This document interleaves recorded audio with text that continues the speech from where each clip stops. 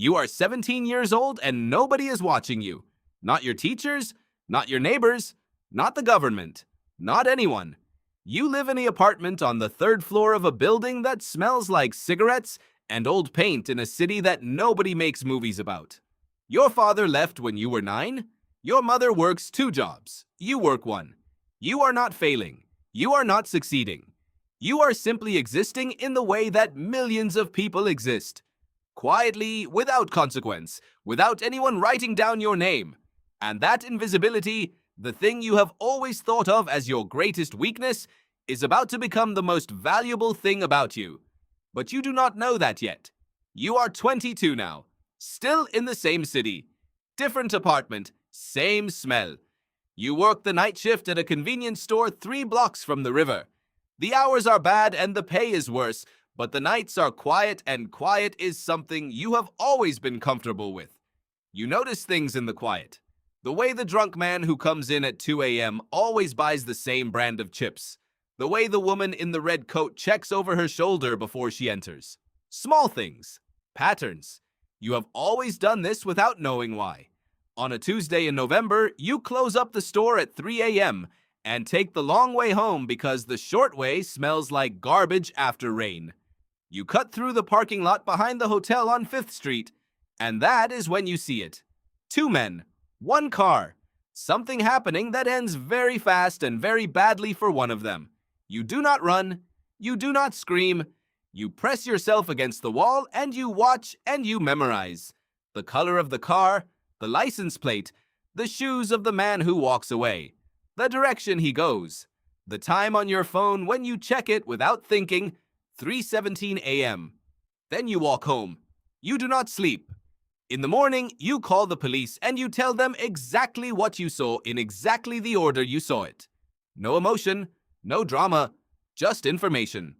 3 days later, a man knocks on your door. He is wearing civilian clothes, no uniform, no badge visible. He is somewhere between 40 and 50, and he has the kind of face that you would forget the moment he left the room. He tells you his name, but you will later realize you cannot remember it. He says he has some questions about what you saw on Tuesday night. You let him in because something about the way he stands in your doorway, calm, patient, like he has all the time in the world and none of it is being wasted, tells you that saying no is not really one of your options. He asks you questions for 2 hours, not about the crime, about you. Where did you grow up? What do you notice about people when you first meet them? Have you ever been outside the country? Do you speak any other languages? Do you have close friends? What do you do when you are afraid? You answer everything.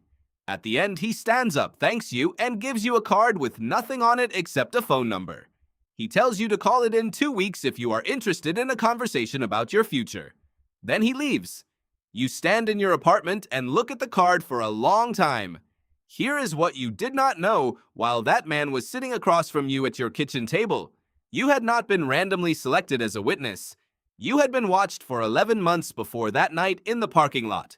A junior analyst at a government contractor had flagged your name 18 months earlier during a routine data scan.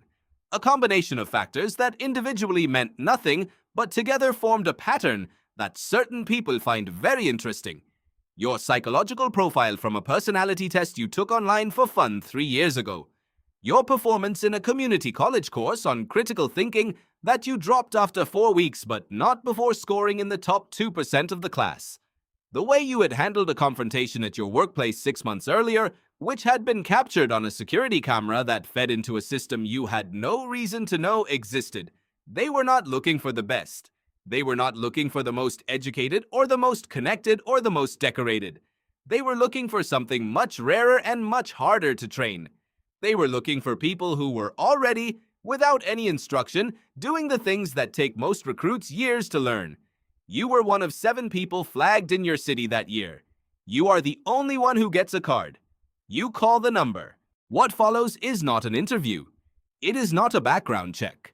It is not a polygraph test, although those come later. What follows is 6 weeks of the most disorienting experience of your life. You are asked to meet different people in different locations. A coffee shop, a parking garage, a public library. Each conversation feels casual, but nothing about it is casual. You are being watched not just for what you say, but for how you move through space. Whether you arrive early or late and what that reveals. Whether you scan a room when you enter it. Whether you notice the man reading a newspaper who has not turned a page in 40 minutes. Whether you trust too easily or not enough. At the end of the 6 weeks, you are told nothing. You go back to your life, your shift at the store, your apartment, you're quiet. Then one morning, an envelope arrives. No return address. Inside is a single sheet of paper with a date, a time, and an address in a city 400 miles away. Nothing else. You go. The place is called The Farm.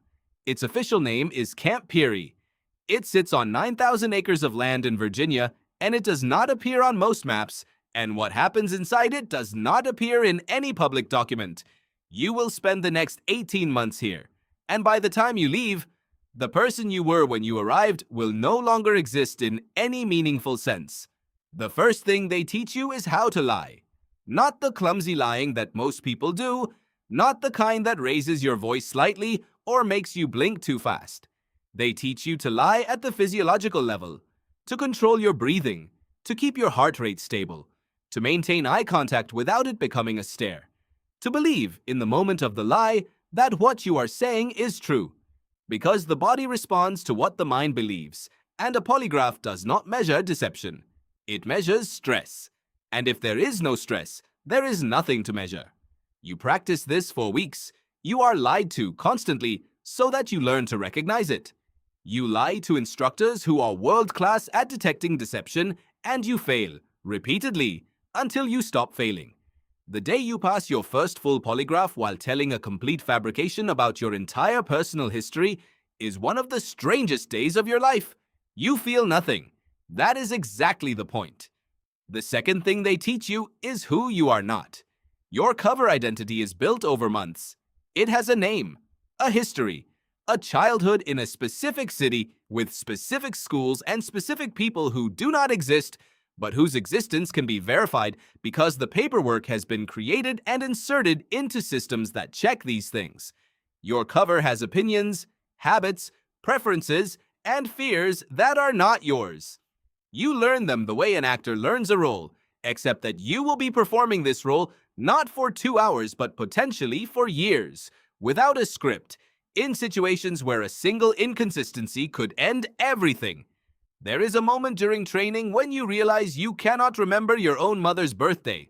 You had been practicing your cover's mother's birthday for 3 weeks, and it had pushed the real one out. You sit with that for a long time. The third thing they teach you is how to disappear. Not physically. Physically, you are always somewhere. What they teach you is how to be somewhere without leaving a trace that you were there.